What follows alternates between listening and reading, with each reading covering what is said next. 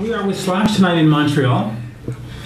Yeah, it's been a while since you played here. Yeah, it's been, I think the last time we were here was like 2007, maybe, yeah. 2008, 2007. Yeah, now, since you left the other band, you've been mostly a solo artist. Why did you not ever join, you know, an Ozzy or an Alice Cooper or a known band? You must have been asked. That's an interesting question, actually. I think that I'm pretty much sort of, you know, I don't mind being in a group where we put the whole thing together ourselves, but I don't think I'm ready to join somebody else's band. Okay. I don't mind, you know, doing guest appearances on somebody's record and so on and so forth, but I have no interest in signing on to play some other artist's material and do all that for a living, you know. So, yeah, I'm usually just putting together my own projects. Yeah, because, I mean, a lot of guitarists do join. And now, this new phase of Slash started off as a solo record with Slash, and then you had all these vocalists come in, Ozzy and so on and so forth. What's changed between that one and the new album, Apocalyptic Love, where you've become a band? Well, I think when I did the solo record, that was just a one-off project, something that I wanted to do, which is basically, in essence, have a bunch of different artists appear on my record as opposed to me appearing on everybody else's. And in doing that, I met Myles, and he sang a couple songs on the record, and I had never heard him sing before, and I just heard a lot about him, and I'd reached the end of the record. I'd completed the record, and I still had 2 songs that had been staring me in the face the whole time that I never had figured out who should sing. And so I thought, what about that Myles Kennedy guy? You know, I keep hearing all these great things about him. Led Zeppelin wants him, all this stuff. So I contacted him, and I sent him a demo, one instrumental, and he put vocals on it. That was a song called Starlight, and I was like, wow, this is fucking really good. So I flew him out to LA, we met. I really liked him, really, really cool, even-keeled, sort of humble kind of guy. Did an amazing fucking vocal performance in the studio. And then I asked him to sing, if he was interested in this other piece of music, which he liked. So he wrote the words and the vocal melody for Back from Cali. Right. And so at that point, you know, I was about to put a band together to go out and support this record. I mean, I do everything sort of like as it happens, you know, totally flying by the seat of my pants. And I was like, do you want to do this tour? And I was expecting him to say no because he had Alter Bridge to do, but he was on a break. So he said, yeah, I'd love to do it. And so I went out and I auditioned drummers all throughout LA, all the drummers I know. And I've been pointed in the direction of Brent Fitz, who is somebody I'd never heard of. And he's a drummer who knows everybody. Yeah, he knows everybody, but we don't know each other. Right. Anyway, so I went out to Vegas, and he and I met, and he was great. And so we jammed together, and he was the perfect guy for this sort of kind of style of thing where, you know, just a little bit behind the beat, sort of sexy kind of, you know. Anyway, and so I had a bass player that didn't work out, and Brent said, I'm making a long story longer, but Brent said, what about Todd Kearns? I know this guy, he's really good. And I was like, yeah, whatever. Well, if he's willing to drive down to rehearsal today, have him come down, because I didn't know who he was either. And Todd showed up and he started playing. He's a phenomenal rock and roll bass player, and he can sing, right? And so I had this fucking fantastic pickup band. We rehearsed for a week. The chemistry was all there. We had a great time, and we set out on the road. And what happened from there, you know, we just started adding dates. And, you know, probably 4 months or 5 months into the tour, I thought, you know, I should just make a record with these guys. So they were fine with that concept, and I started writing music on the road, and I'd farm it out to Myles, and he started writing stuff and compiled all that. And at the end of a year and a half on the road, we went in the studio and came up with this, Apocalyptic Love. Now, 2 things. First, you mentioned Todd. He went out on the road, but then he had some problem with his eyes. We were in fucking Russia. Right. God, what a funny story that was. Well, it's not funny, but we were, you know, Todd had been complaining about his eye. Anyway, so for a little while, and then we flew all the way to Russia. It was my first time ever in Russia, obviously the band's first time in Russia. And we get there, we went and hung around, you know, Red Square and all that kind of stuff. And then everybody went to bed, and I got a phone call at 5 o'clock in the morning. Something's wrong with Todd's eye. And it turned out his retina had detached. So he had to take an emergency flight back to Las Vegas. Las Vegas, okay. And so we were left in Russia with these 2 shows in Moscow and St. Petersburg with no bass player. And I'm like, what the fuck are we gonna do? You know, I don't know if we can just jump on a plane and say see you later. I don't know how that's gonna work over there. Anyway, but we had Brent played bass and our drum tech played drums, and we managed to fucking sneak by on those 2 gigs. But we actually pulled it. We rehearsed really hard at soundcheck and got it together. Anyway, so that was that. But yeah, but he's better now. No, he's been better. He was just in surgery for a little bit. Okay. And now Myles, the album says featuring Myles. Is there maybe down the road an album that says / featuring new singer, or is Myles really the guy? Well, you know, I know this is sort of, you know, I mean, I didn't foresee any of this coming. Okay. When I was on tour as / I said, well, you know, Myles is in his own right. Recognizable name and talent and so on. Sure. So I called the tour / featuring Myles Kennedy. Then, as we went and did the record and all that kind of stuff, I was like, and on the tour, just as a sort of fun thing, before we went on stage, our tour manager used to say / featuring Myles Kennedy and make up a name for the other guys, because we really formed into a unit. So when it was time to make the record, I was like, well, I'm not going to change / and fucking Myles Kennedy because everybody's familiar with it. We just spent a year and a half on the roads fucking forcing that down people's throats.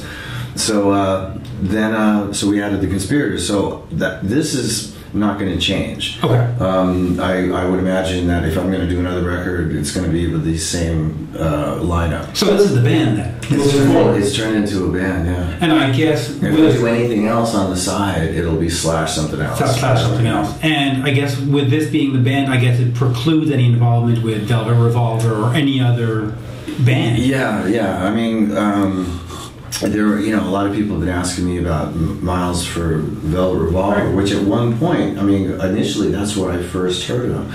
But Myles wasn't interested in joining Velvet because of Alter Bridge. Right. And that was one of the first times I ever heard his name, was that someone in Velvet Revolver had mentioned him.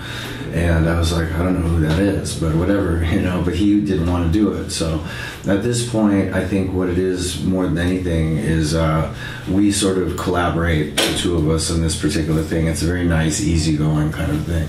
Whereas Velvet Revolver is a 24/7 commitment. Right. He'd have to leave Alter Bridge and do all that. Right, and as you say, he had to leave. He's still with Alter Bridge, and he does tours. When you're not touring, he's touring. Yeah. He hasn't had a break since April of 2010, almost 3 years. Is there any interference in terms of recording schedule or touring schedule, or has it been working out reasonably? We just make it work. Like Myles is out with me until December. Okay. And then we have him back again February, March, something like that. Okay.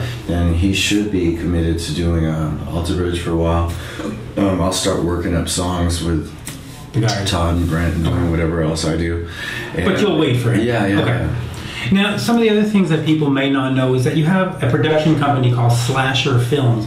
Sort of. I was just going to say that I'll be doing that as well. Yeah, horror movies. And what's the status of that? What, is the first movie out? Or? No, it's not out. The first movie is in post now. Okay. And I'm waiting to receive one of the rough edits of it so I can start putting together some music for it. Okay. But it's really good. So I'm excited about this because my role in it, just like in music, is totally the creative, right?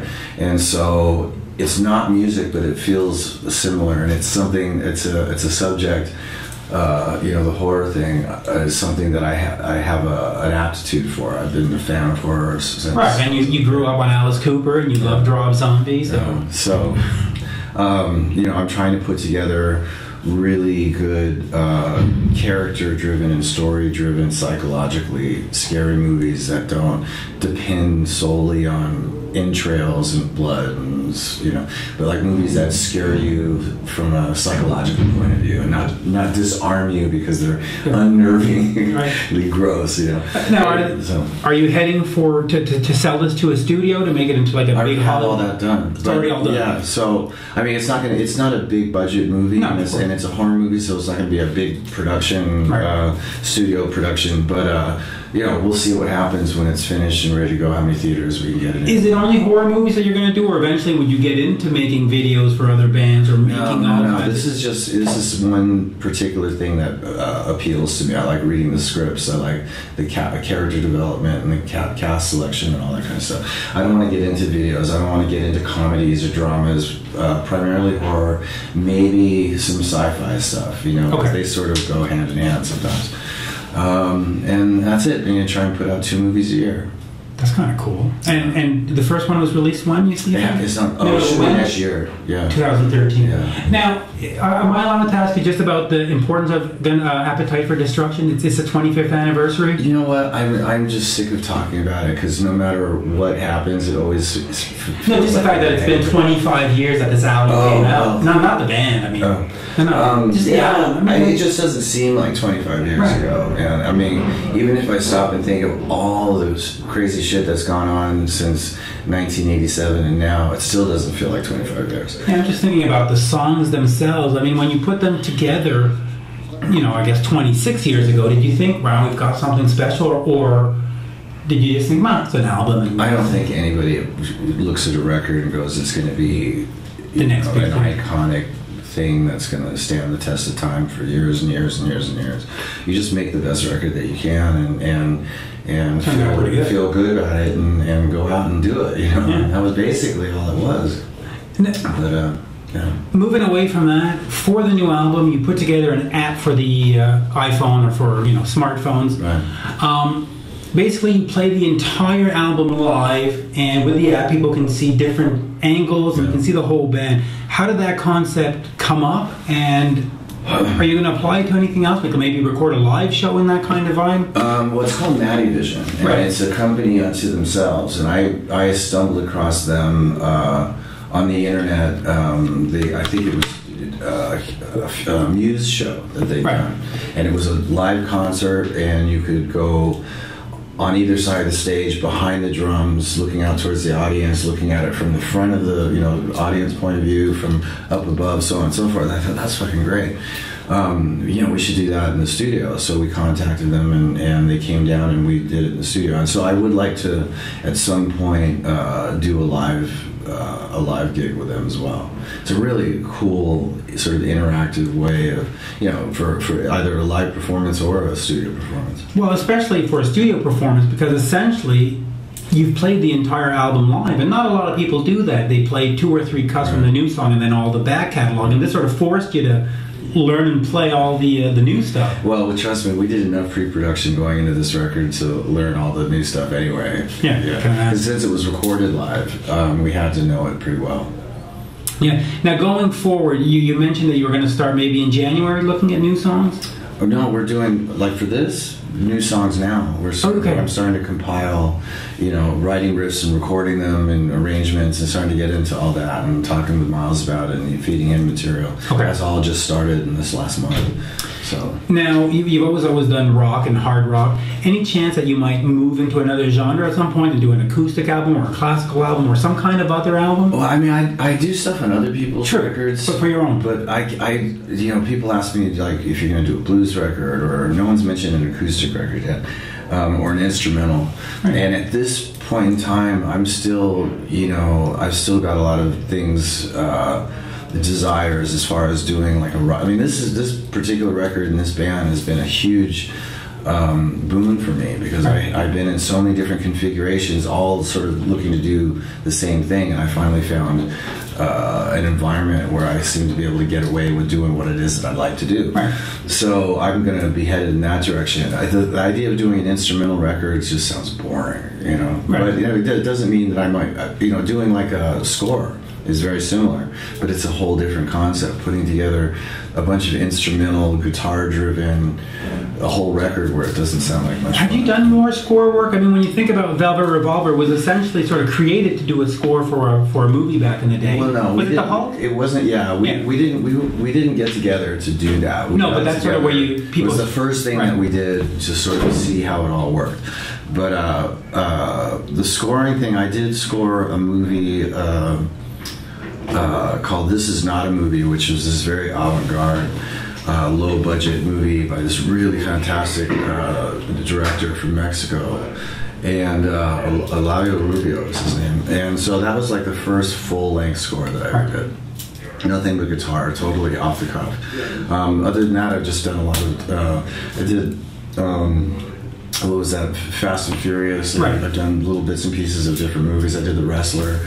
That's right. Yeah. So I do it from time to time, but that's different. It's instrumental and it's a lot of fun. It's very slow paced. Right.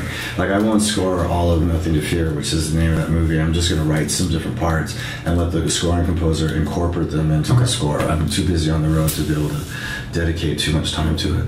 But yeah, so I don't mind doing that, but a whole album instrumentally doesn't sound like fun. An acoustic record, I can only handle one or two songs. Yeah, and for the movies, you're not producing it. You're not going to be on the set going cut action. I went down to the set, but I don't direct now. That's what I mean. Yeah, direct. Anything else we need to mention? At the moment, no. I think we got the slasher, we got the app, we got the album. I'm busy on the road for a long time, and the record's out, and I don't really have anything else in my sights except for making another one and getting this movie thing going. Now, the interview today was all possible thanks to Alan Niven. Any words about him? Alan's great. I've been talking to him a lot. Alan was one of the key elements in Guns N' Roses, doing what it did. He was really instrumental in getting it past the powers that be and getting it to see the light of day. There's many times that first album of ours we were going to get dropped from the label and all kinds of stuff. So I give Alan a lot of credit. I thought he had a lot of foresight and had a lot of balls to push it the way he did. And then that album 25 years later is considered sort of the classic hard rock album, right? So. Yeah, it's just great, man. It's nice to have been part of that. Yeah, absolutely. Well, thank you very much for your time. It's nice talking to you. You too. Pleasure. Thank you.